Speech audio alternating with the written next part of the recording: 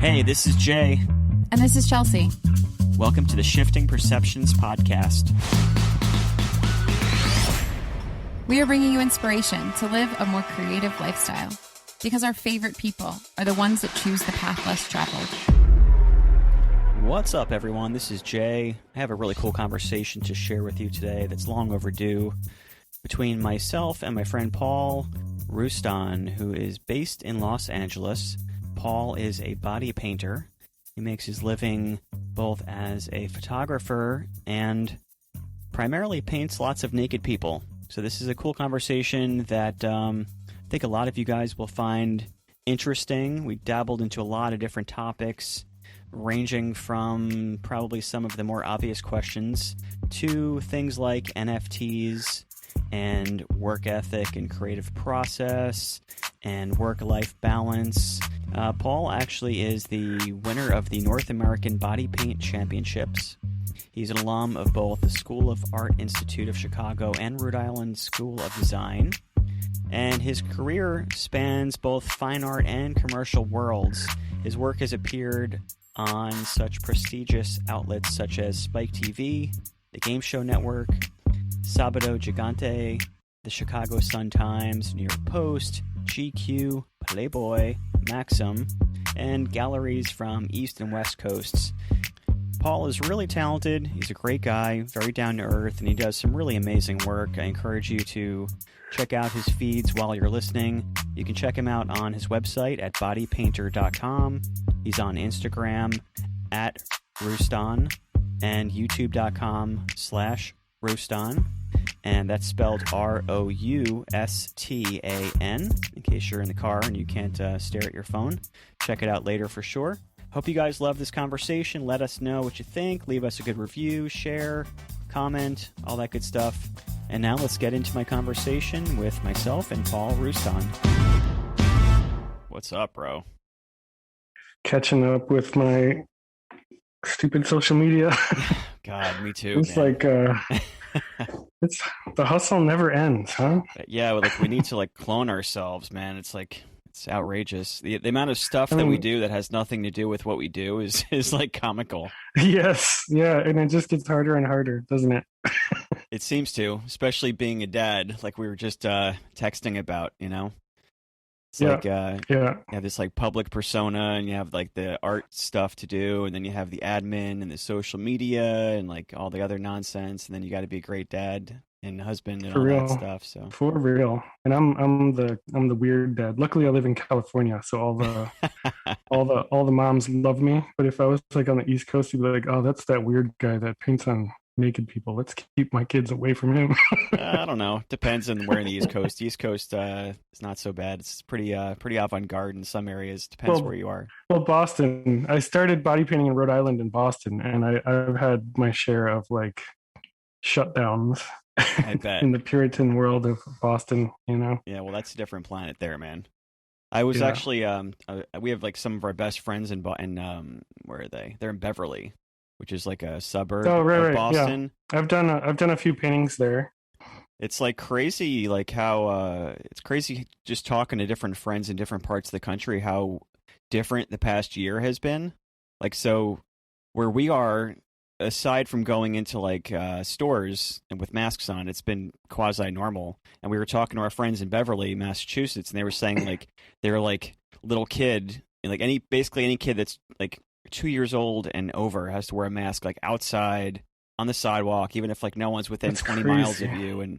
And I was wow, you guys have had such a different year than us. They've had their little tiny kid in a mask outside playing at playgrounds, and not to get in politics, good or bad. I'm just saying it's really weird how different every area is. It's wild. Yeah, it's different dimensions of the Twilight Zone. I had to deliver an artwork to a buyer back when it a month or two in the shutdown, and I was living and I don't have time to worry about not going out and stuff. As soon as LA shut down, I grabbed a model and said, let's go to 10 iconic locations and do some photo shoots. Yeah. And so we went to 10 major spots in LA in 4 hours. We would have never been able to do that any other day of the year. But because the whole city was shut down, we did it.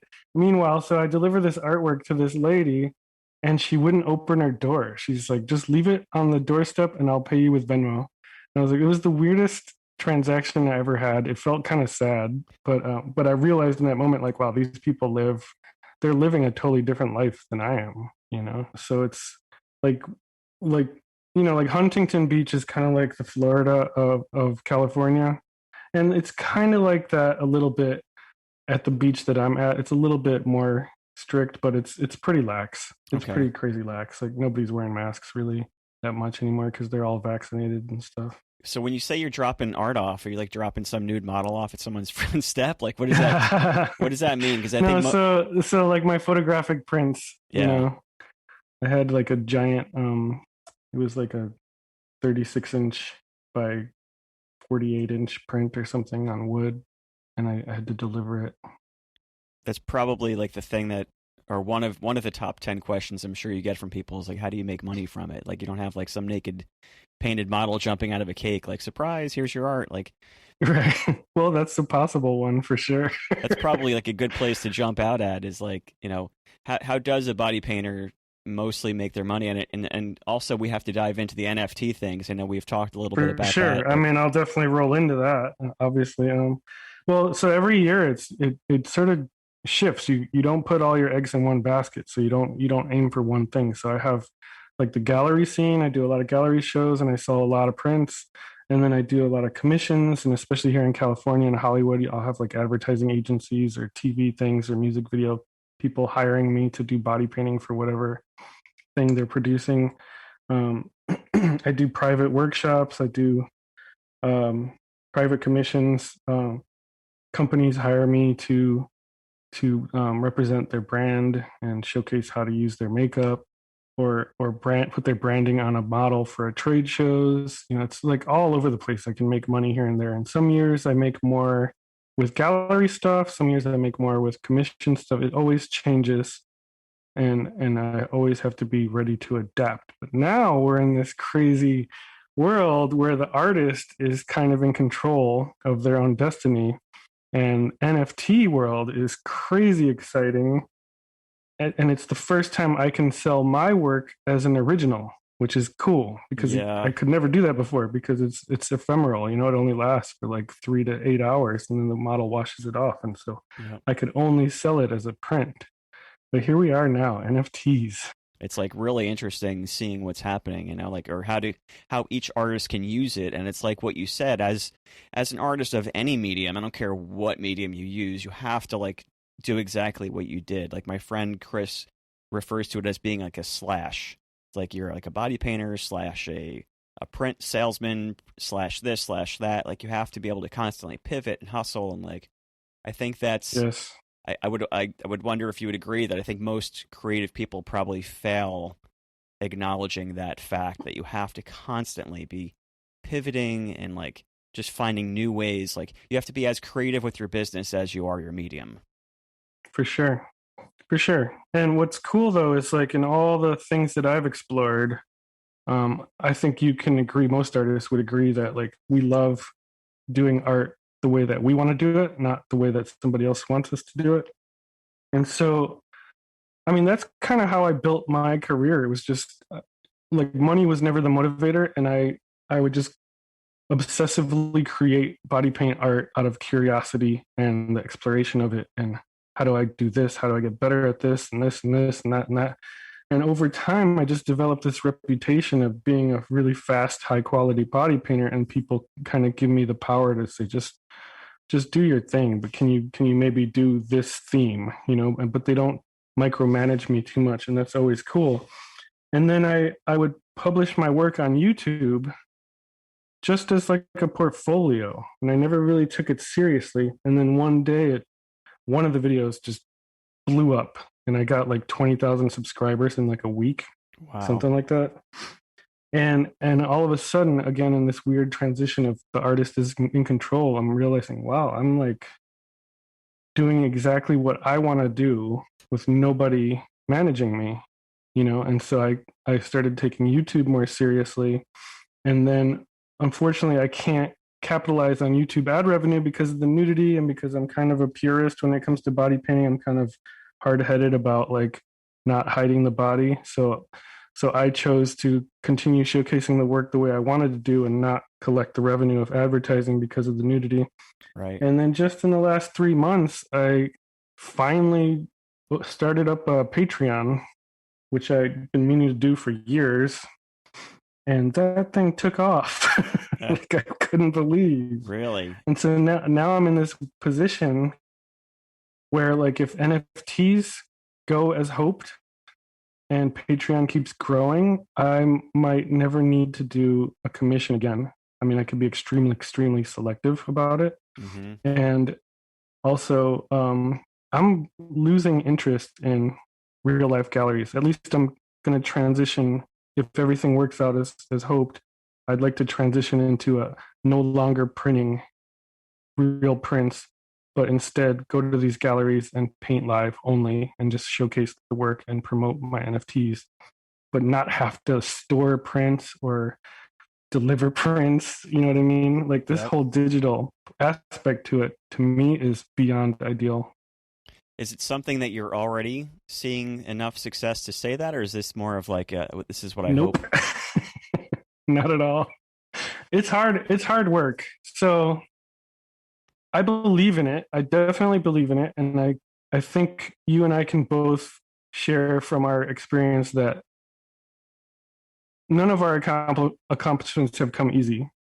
Like we've worked our butts off to succeed at what we do. And this case is the same for NFTs. And you know, there's this myth that goes along with everything that you're going to make an easy buck. And I've seen people make an easy $10,000 without that much effort, but that's not something that's going to happen all the time. So I'm focused on this, building my market value, building my community, so that when I put out a drop, people want it and they go after it. And I'm seeing artists that have put in the time and energy over the course of 2 years, killing it right now.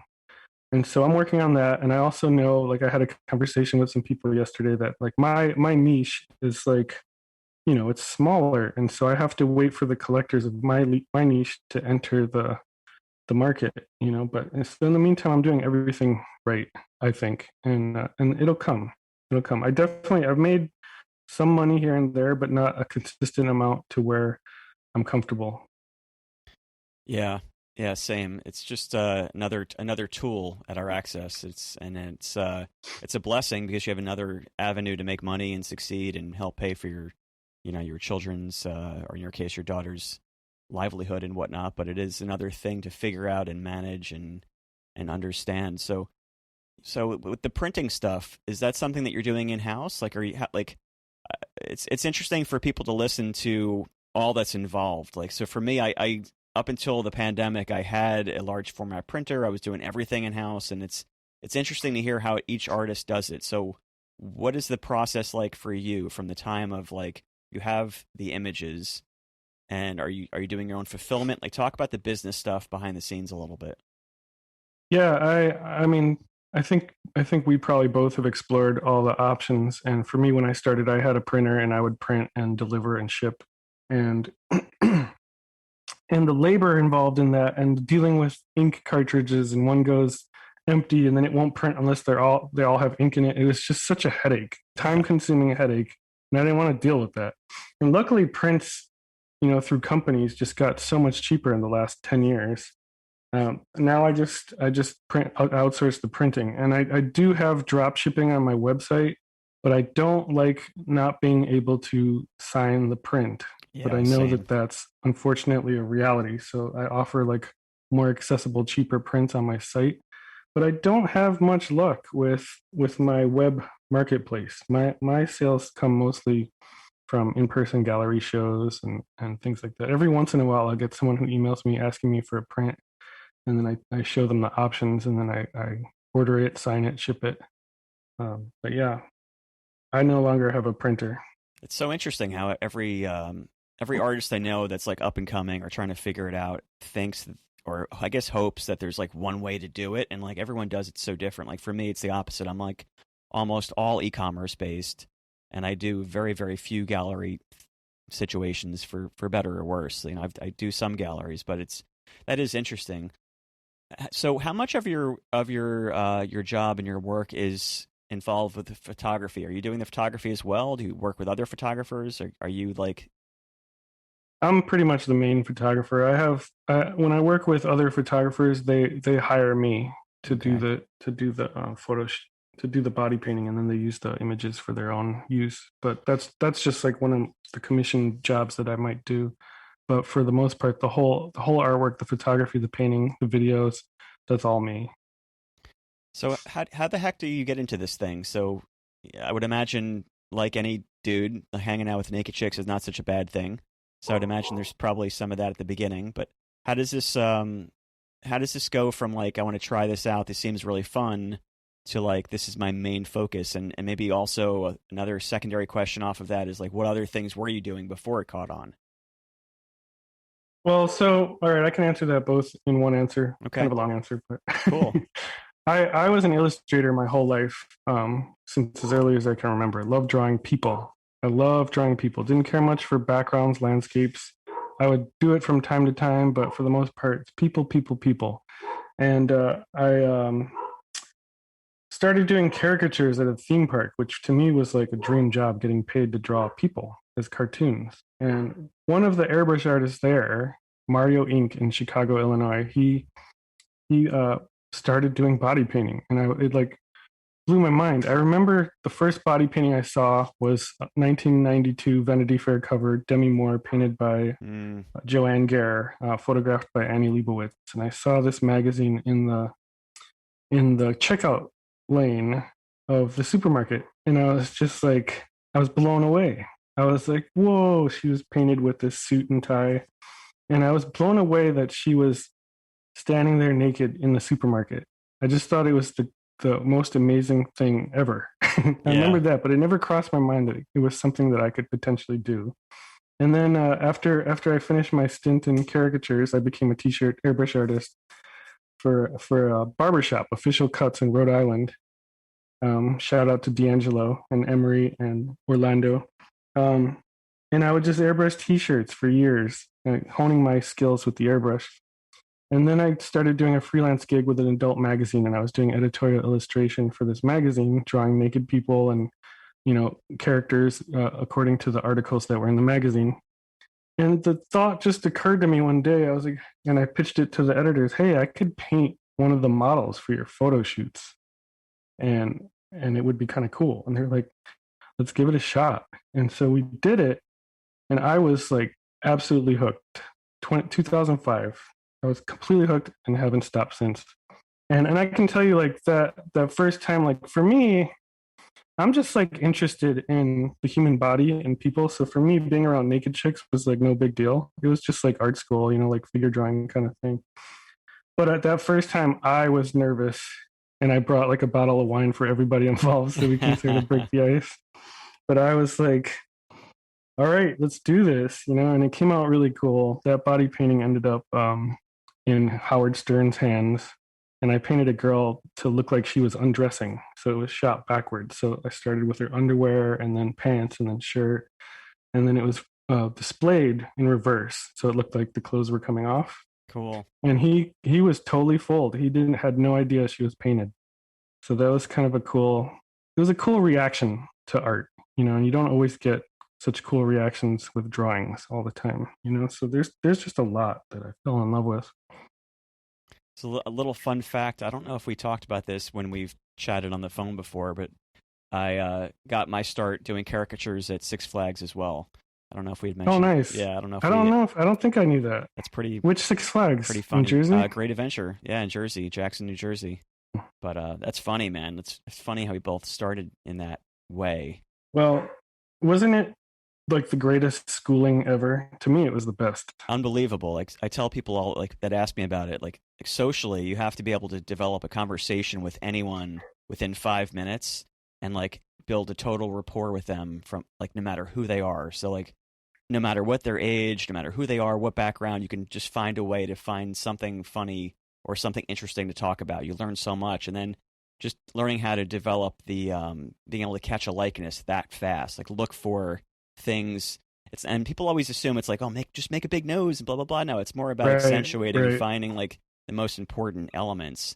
So it was like amazing training. Is that what you got out of it as well? Oh, totally. But also on top of that is just the whole aspect of doing a commission and getting paid to do your drawing. Right.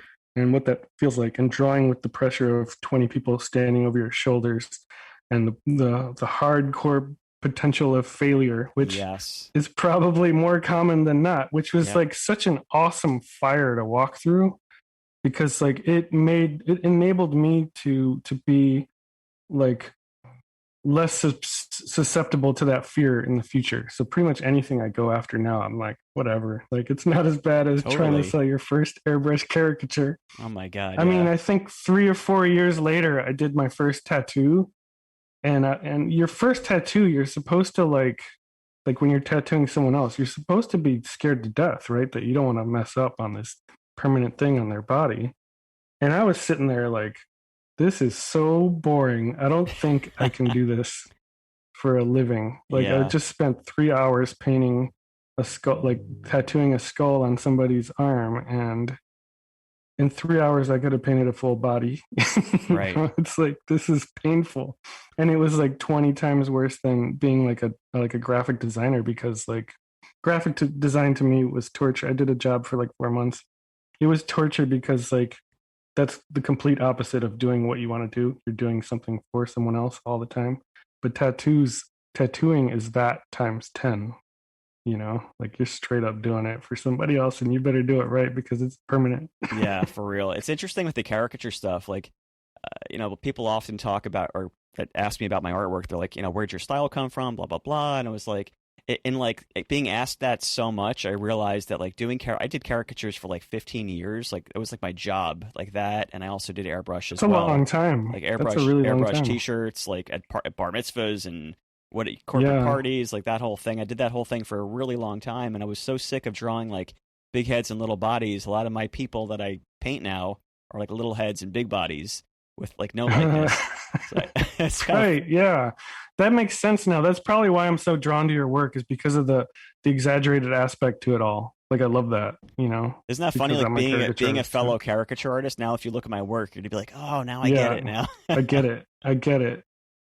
One of the things I always wonder, like, these are just stupid questions from the outside perspective, looking at a body painter's career, but like, how often has legalities been an issue, or like getting pulled into jail because you had this like naked chick in the middle of the street doing something? Has that been an issue? Is that ever an issue? No, I've never had any issue. I mean, I've been stopped by the cops scouting, but when I was like 18, 17, I got pulled over 14 times in 1 year, and I paid one ticket. I'm like, what's your secret? I am smooth like butter when it comes to dealing with cops. The trick is like not every time, like especially now we know they're good cops and they're bad cops, right? But for the most part, cops just want respect and the feeling of authority and power, So I just like give them respect, and I don't whine, I don't complain, I don't beg, I don't plead. I talk to them like human beings. I'm like, hey, how's it going? Like, I got pulled over speeding in a Camaro, and he's like, why were you speeding? And I was just like, have you ever driven a Camaro? And he's like, I have a motorcycle, and so you get it. And he's like, all right, well, I'll be here all week, so just watch out. Yeah. Like, you just have a small conversation. I mean, there's some cops that you just can't get away from, but for the most part, I don't run into trouble. And when it comes to body painting, I have like eyes, 360 eyes. I try to, and I wait for the right moment. Sometimes I'll scope things out, and if it feels safe, I might be shooting there for 45 minutes. And if it feels risky, I might just be like 1 to 3 minutes and I'm out, but for the most part, I've been pretty lucky, knock on wood. But if the cops ever show up, I'm usually able to talk my way out of it. I guess that's also has to do with like some of your work, not all of it, but some of it is like almost like imitating clothing. And with girls, a lot of the stuff looks like, looking at some of your work, like the wetsuit scenes or like the bathing suits or stuff like that, like it looks like they're wearing clothing unless you get up close. So Yeah. unlike Yeah. It's painting a pretty dude, amazing. you can't really get that effect with a guy. Yeah. True. You're like, Like is that a the bathing guy suit? definitely has to wear like a bottom or something. Yeah. Otherwise it has to be creative posing. But yeah, no, when I did the wetsuits, for some reason when I'm shooting at the beach, people love to interrupt me, and like they want to take their cell phone shots too, and I have to be like, come on, man, like I'm working here, like the sun is setting, I only have 2 minutes before the sun is gone, like wait, can you please wait till we're done at least? But like when I did the wetsuits, this lady came and talked to me and the model painted in a wetsuit, and she had no idea. We didn't tell her. She didn't know after the conversation that the girl was standing there naked. You know, she just looked like she was in a wetsuit. Yeah. And then I did a bathing suit thing last year, and that was like, usually when people paint clothes, in my opinion, they do it wrong, because they'll take this like perfect 10 model and put her in like tank top and Daisy Dukes painted, and then take her out in public.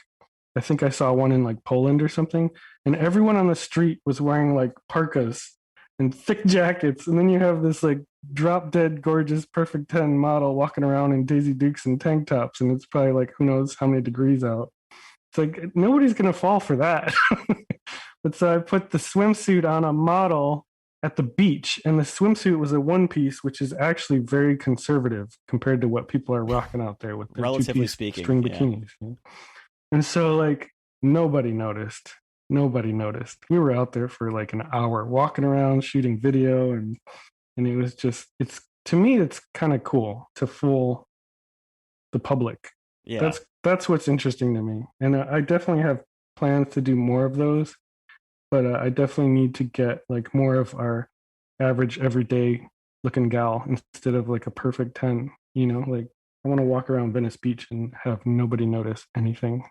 Yeah, you did one where there was like a chick on roller skates. It looked like it was like Newport or one of those kind of towns. That was Hermosa Beach. Hermosa, yeah, that was a really cool one. Yeah, I mean, she's one of my favorite models. I've painted her probably 40 something times now, and she's just like an incredible roller skater. That's how I met her. Saw her roller skating on that very strand, and it just makes sense, you know, like, all right, well, let's do what you do best, and let's just throw on some painted clothes and put you out there. And like in that situation, that's like putting a perfect 10 model in a tank top and shorts, because like her skating draws so much attention alone. But I'm sure, even though all eyes were on her, a huge percentage of people didn't realize that she was painted. You know, they were just so fascinated by the skating. But it was cool. It's always fun. What's the like the family dynamic with you? Like, obviously it's a job at this point. Obviously, you know, you're not you know, involved in nefarious activities per se. I don't know what your personal life is like, but like what is what's it like being like married to and having daddy be the guy that's painting naked ladies? Like, how does that work as a dynamic? Because that's an interesting relationship to be in. Not every woman or man would be cool with that. Well, so I don't just paint ladies, I paint men and women. And you know, my family, especially this past year, because I've basically been working from home, like they're around, you know, they're in school when I'm painting models, like on their computers when it was stay at home, you know. But my kids have been around the whole time. Like they'd see me paint naked men and women. When they were 2 and 3, I had them sitting on my lap helping me paint with this one model's legs.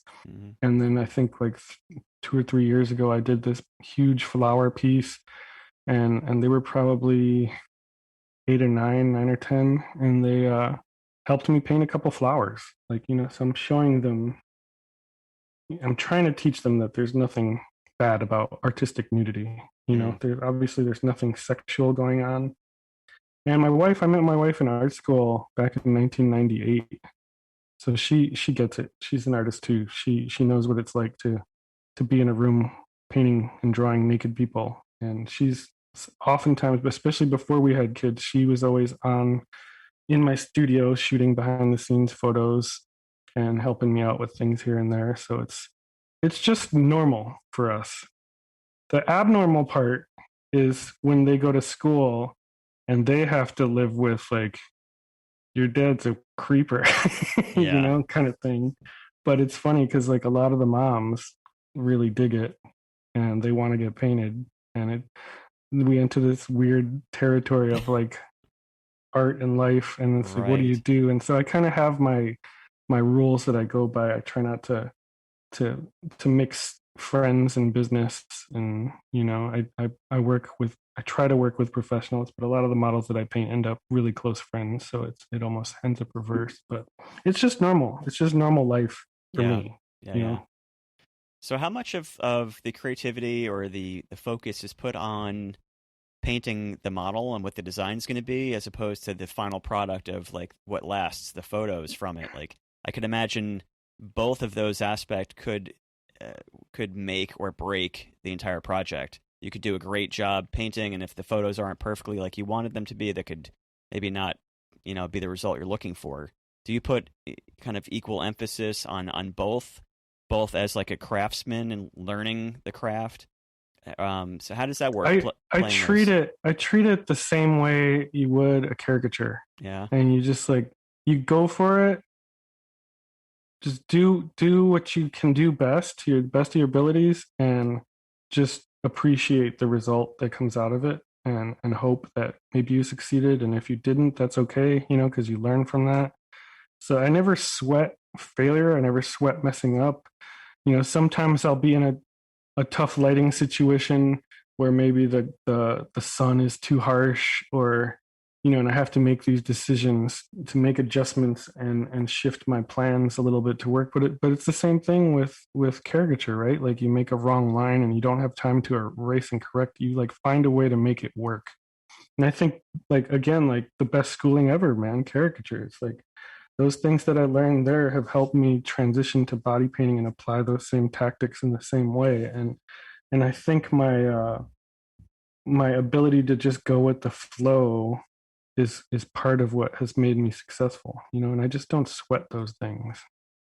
Yeah, not sweat them. It's just I think it's one of those things that you have to become a master at many things and be able to pivot. And I just find it really interesting that you're like a superb photographer as well as body painter. It's like it's interesting to see that combination, because I have seen online some talented body painters that were either lousy photographers or had a lousy photographer shoot in their work, and it kind of like loses interest.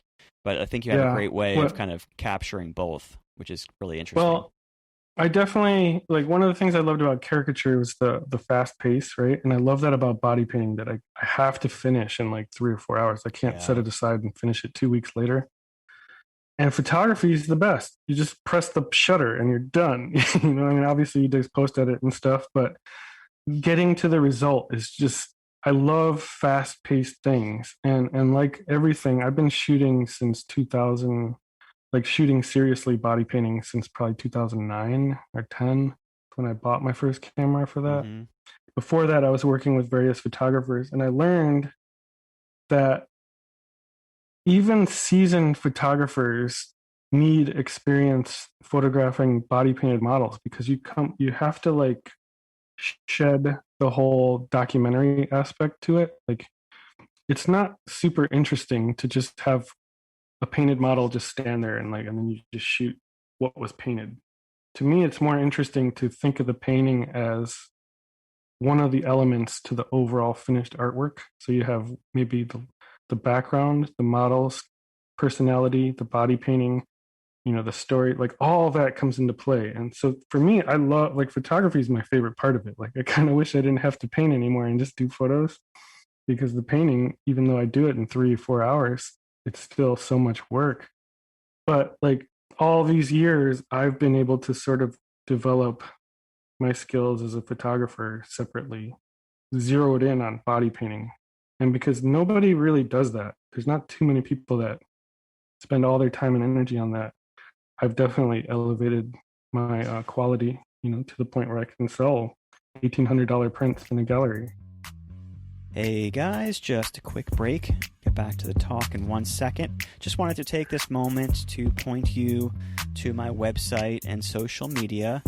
Your support, your good vibes, all that stuff helps big time. My website is jalders.com.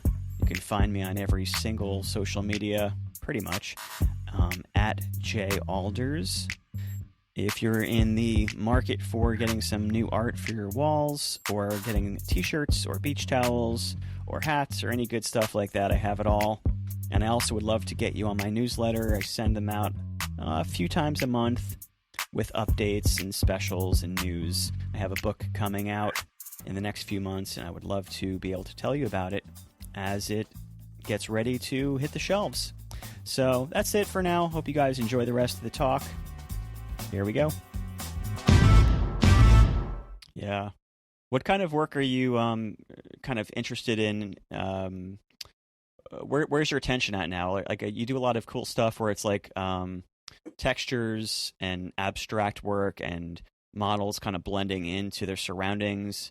You have a lot of different kind of genres. Is there a certain one that either you're more focused on now, more interested in now, or is there one that you want to kind of dive into?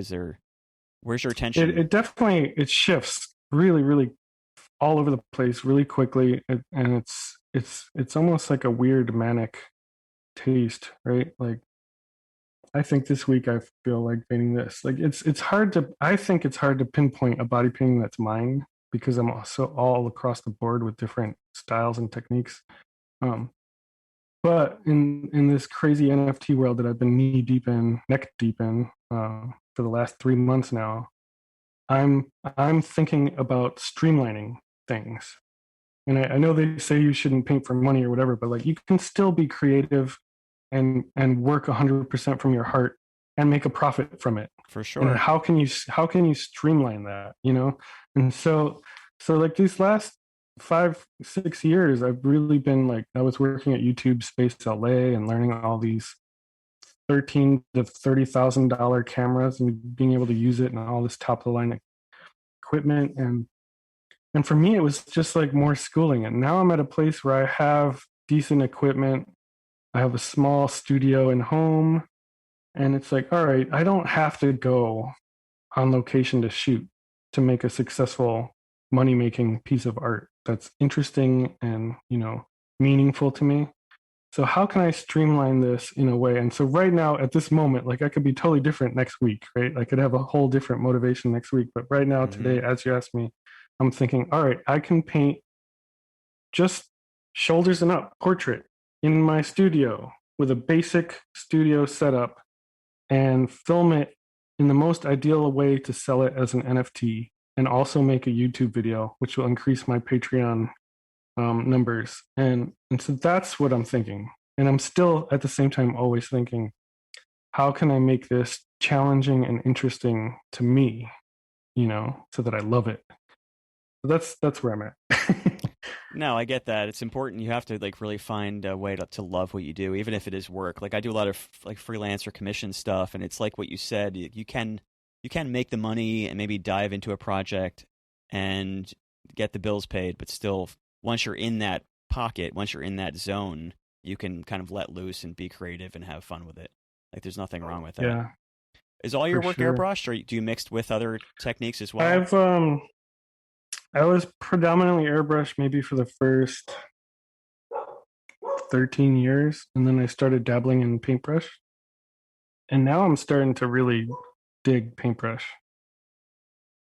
I like the idea of not having to travel with a compressor and all the equipment. I like just take a couple cakes and a brush. Like, I like the last body painting I did was just the color black, you know? I saw that one. That was cool. Like, I want to limit myself to things like that, you know?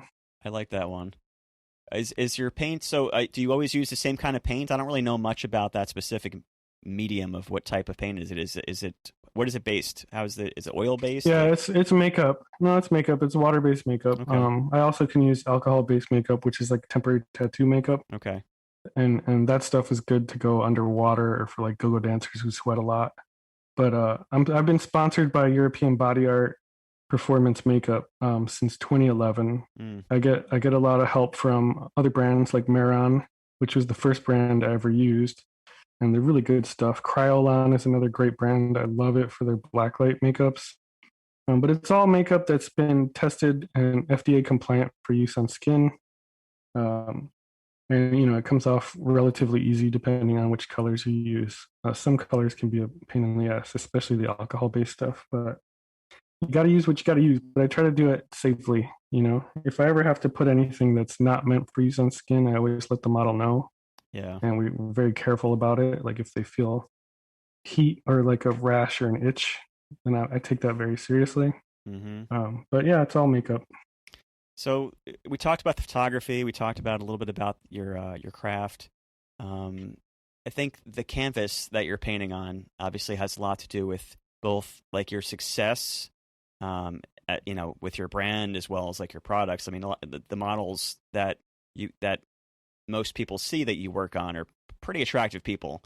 Have you, or do you have interest in maybe painting people that are not the quote unquote like typical iconic beautiful woman or man? Like, have you ever thought about, I'm going to paint this like 500-pound person that's stuck in a couch or something? Yeah. Have you done anything like that? I've done that. Switch yeah, it up? I've done it. I've done it all. You have? I haven't done it all. There's like I've been wanting to paint amputees, and I haven't done that yet. But pretty much everything else I've done. But what's interesting to me is I do paint average looking models from time to time, and what I notice, and it's best demonstrated, like I've painted survivors of breast cancer, and what happens is breast cancer survivors especially, like they come in really self-conscious about their scars, and maybe they haven't shown anyone this since their surgery, except maybe their partner. And so there's this amazing self-consciousness that I have to set free. Right. And in the 3 hours that I paint them, we have great conversations. We talk about, I'm almost like a therapist in a way.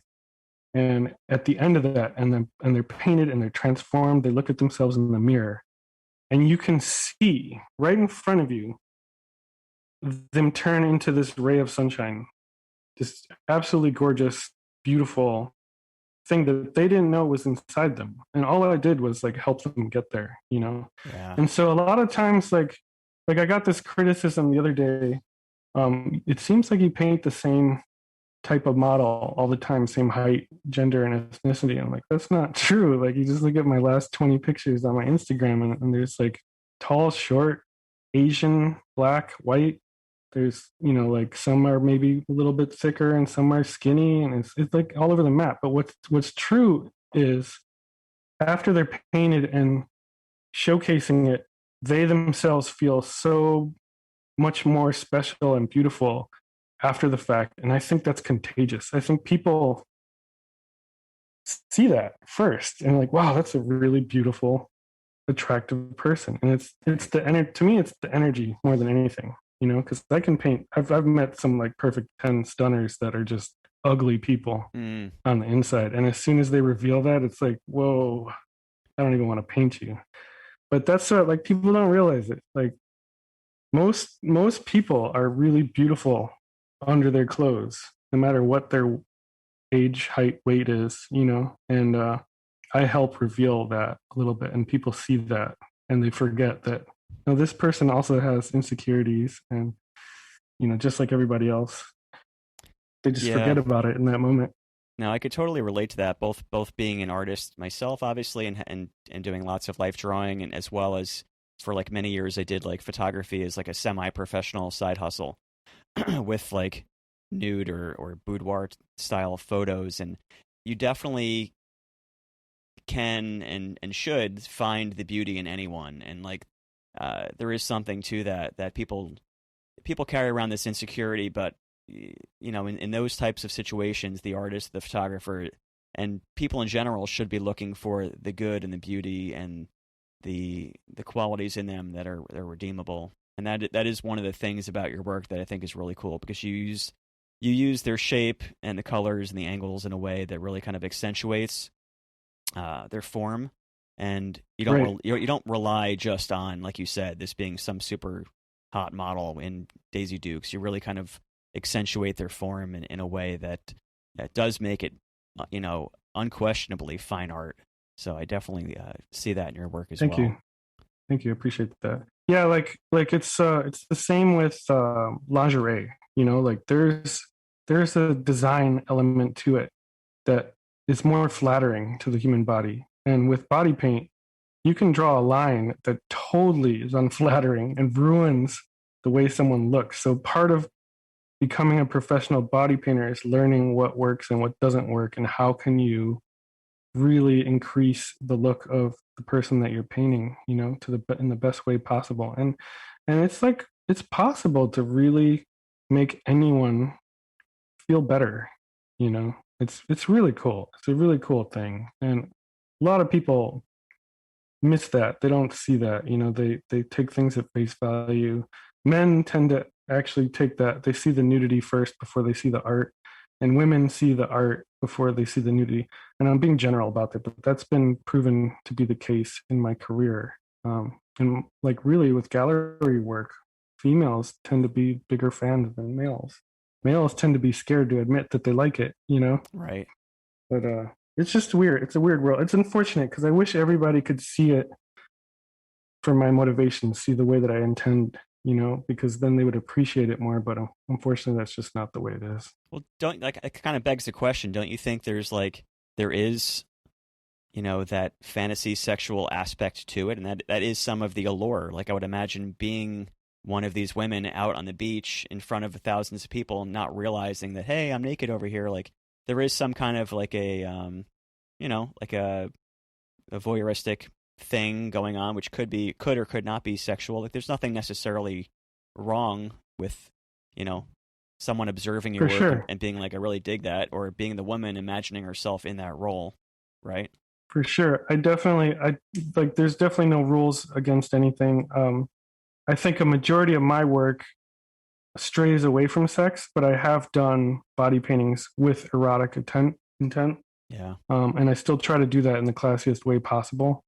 And those are cool. It's cool when you nail it in a classy way too, especially, and not, anything is possible, but for the most part, my motivations are not sexual.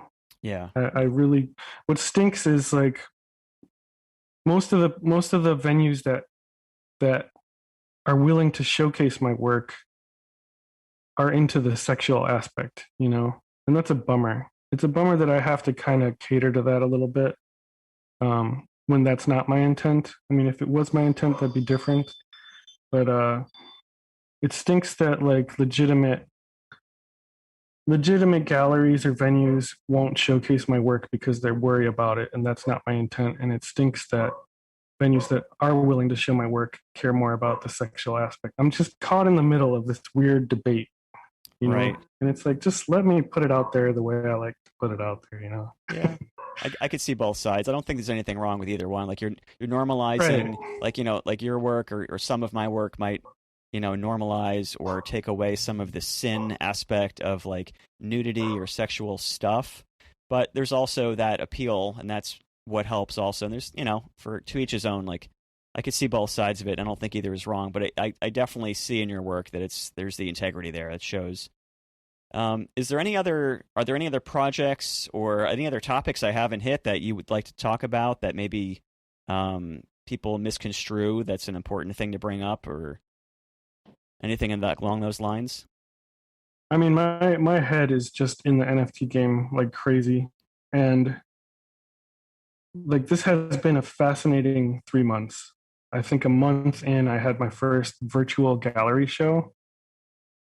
And I know that like the masses still don't get it, And well, give people a quick rundown, because I think a lot of people don't know. Because I still get emails like, "What the hell's an NFT? Like, what do I do with this thing?" And then people that do know about it, like I have like NFTs up there as well. I get emails like from people that do know what they are, and they're like, "Well, how do I do this like wrapped Ethereum thing? And how do I do this?" And like, give people a quick like rundown. Yeah, it's still very complex. I mean, I like that whole aspect to it is complex right now. It's getting better, but it's complex, and it's gonna stay complex. What's cool is PayPal is connected to Coinbase now, which is really awesome. Yeah.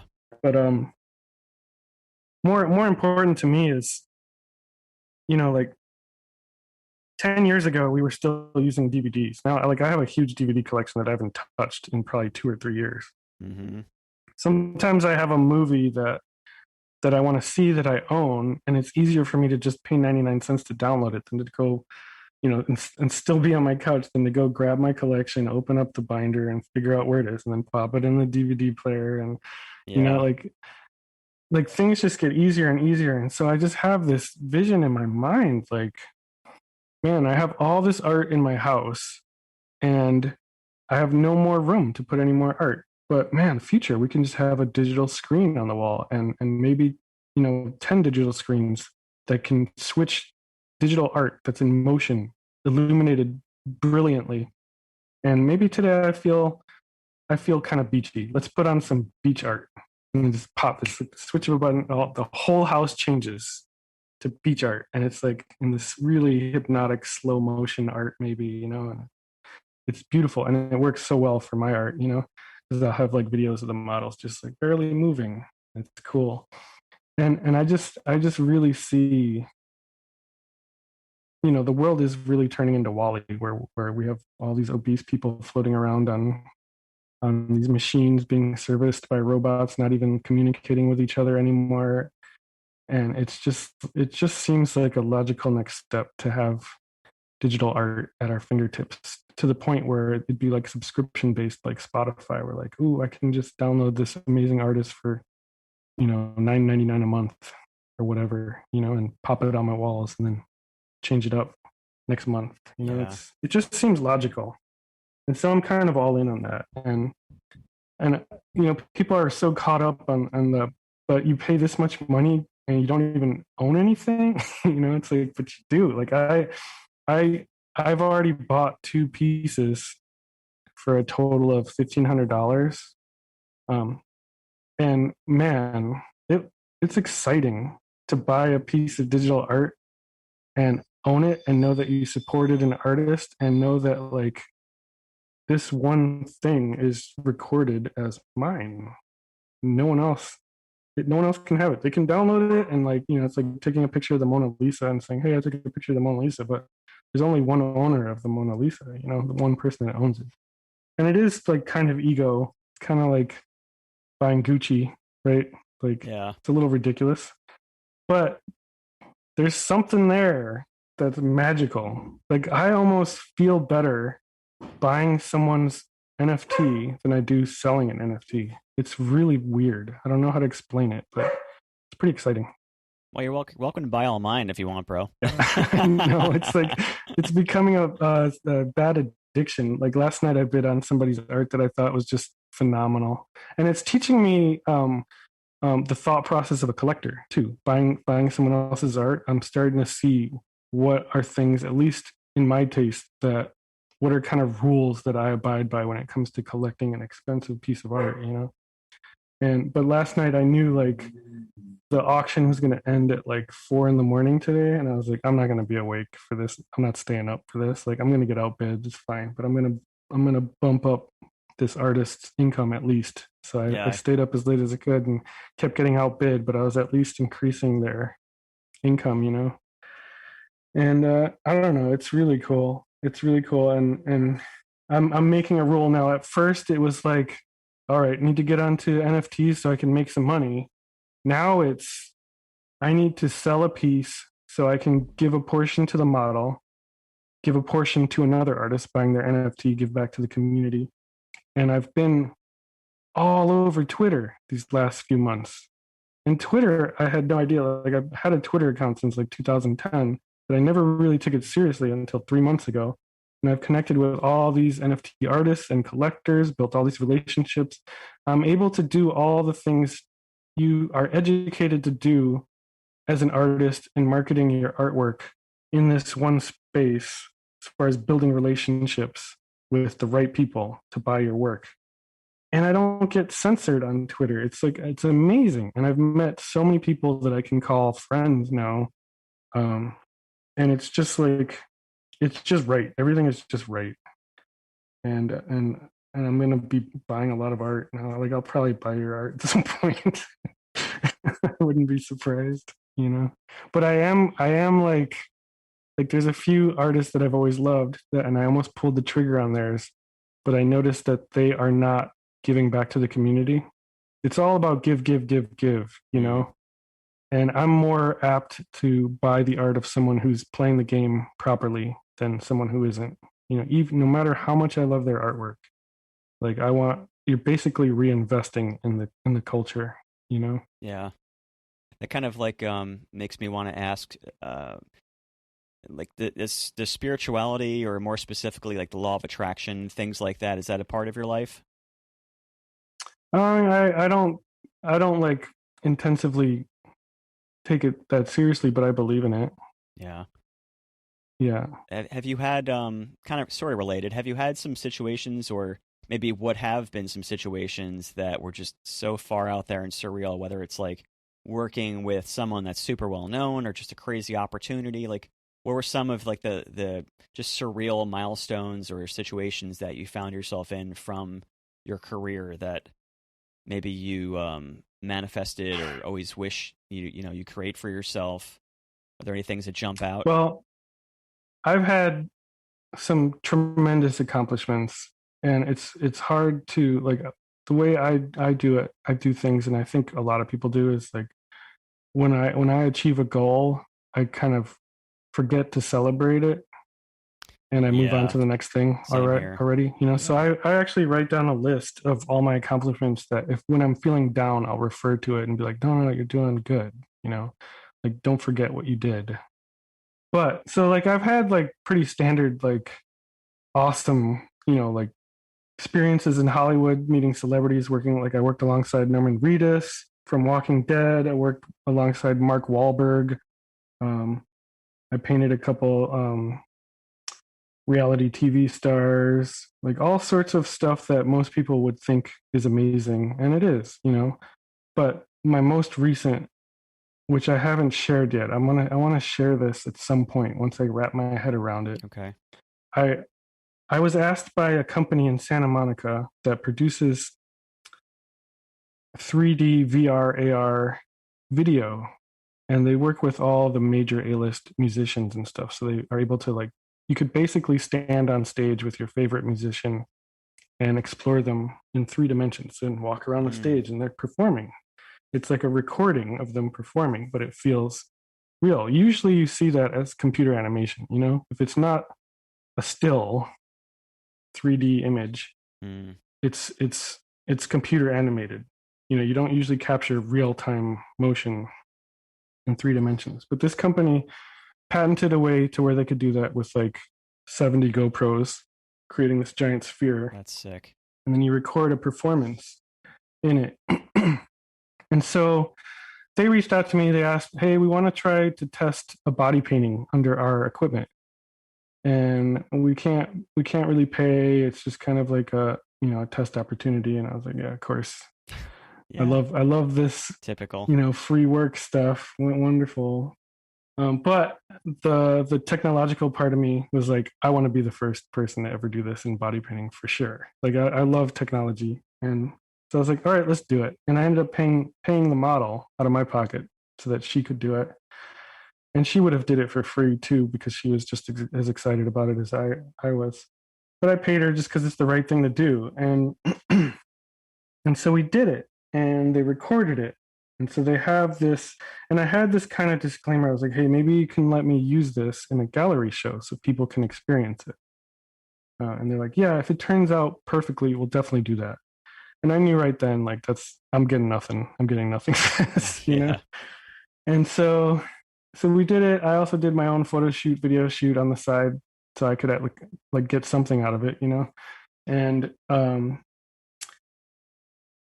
like a few months later, I reached out to them. Hey, can I use this for a gallery show? It's coming up, and they said it didn't come out so great, so yeah, we can't put it out there. And I was like, I knew that was going to happen, so I wasn't bummed or anything. But I was like, okay, whatever. And then maybe a year later, the model that we had shot passed away, and all of a sudden, you have this crazy, crazy thing. You have this footage, 3 dimensions of this model who no longer is with us. You know, Wow. and I was like, and randomly her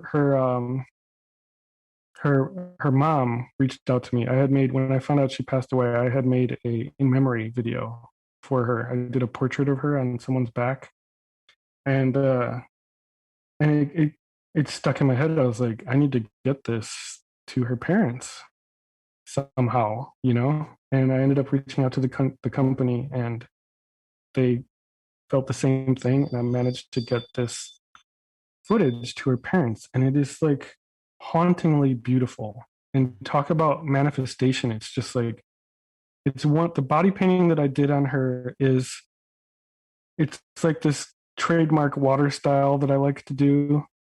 She is just like magnificent. Like everything just clicked into place to make this amazing piece of art after her death. And they've now given me permission to share it as a YouTube video. But it's still like, I'm still trying to wrap my head around it all on how to put it out there, because like when you hold this, like basically I can hold an iPad in my hands, turn on the app, and then she'll appear right in front of you, and she's in motion performing. And you can walk around her and look at her from any angle just for like 15 seconds, and then it replays. And it is like the most amazing thing ever. Like mostly because she's no longer with us, you know. Right. It's like, it's crazy. So we'll see if I can put that out there. But to me, that's like one of the greatest manifested accomplishments I've ever had, and it's beautiful, and it's beyond money, it's beyond art, it's beyond everything. It's just like amazing, you know. Hopefully I'll be able to put that out there correctly. Wow, soon. Dude, that's heavy, man. What a great right? what a great documented piece on breakthrough technology too. That's unreal. Yeah. So fingers crossed. We'll see if I can get it out there. But wow, I've been able to. You can take this footage, and you can basically take her anywhere. So I filmed her on the bluffs by the beach. I took her to Target at the checkout line. She pops up right next to the registers. Put her in the aisle of like a supermarket. You know, I'm just like trying to record her in like any location I can think of, whether it's gorgeous or silly, or, you know, just because it's wild. It's so wild. Well, dude, thanks for doing this, man. It's long overdue. I'm glad we got it documented. And thanks, man. Yeah, for sure. Thanks, guys. We hope you loved that episode. If you did love it and could give us some love on iTunes, that would be amazing. You can leave a review, and we will give you a shout out at some point on this podcast. Also, if you guys can follow us on social media, we would love to hear from you. We are on pretty much every social media platform at Shifting Perceptions Podcast, which is the same as our website, shiftingperceptionspodcast.com. We look and reply to all comments, so please share with your friends, tag us. We appreciate all the love. And don't forget that all of our guests also see all these comments, so I'm sure if you want to just have a space you can reach out, these are the places to do it. Special thanks to John Harvey for creating and editing and producing our show's music, and thank you to Kevin Rigby for our photo of our podcast. Appreciate you guys all. Talk to you soon.